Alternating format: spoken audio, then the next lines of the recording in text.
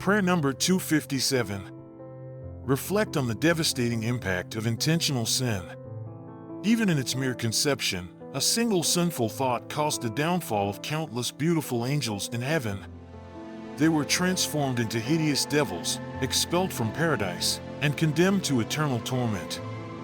This is a frightful poison that can destroy multitudes of heavenly beings in an instant.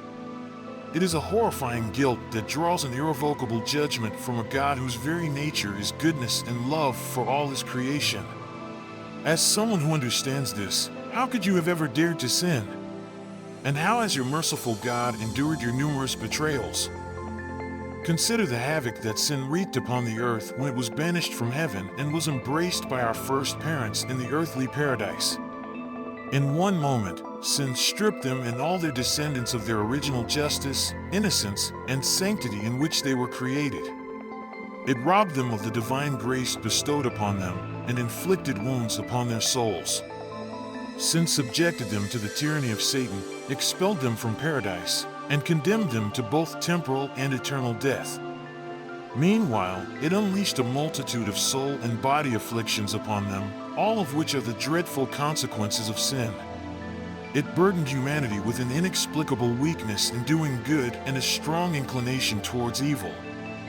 This has resulted in countless sins and brought upon the world unbearable judgments, both on individuals and entire nations, as punishment for sin. Reflect on how sin has corrupted and infected many of God's principal creatures, thereby tarnishing the entire creation. All of God's creatures have been abused and made subservient to sin, corruption, and vanity by mankind and devils. The whole creation is trapped in a state of instability and subject to various defects due to sin. As the apostle eloquently puts it, creation groans and labors, longing for deliverance from its miserable subjection to sin and yearning for the freedom that will come with the glory of the children of God.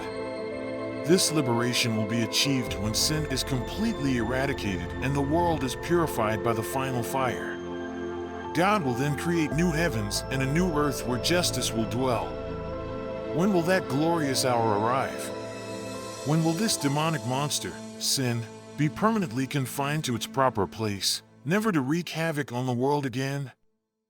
Vow to abhor the evil that has caused such immense devastation in heaven and on earth. Spare no effort to eradicate it from your own life and join in the mission to abolish sin in others. Amen. Visualize all your dreams and goals turning into reality.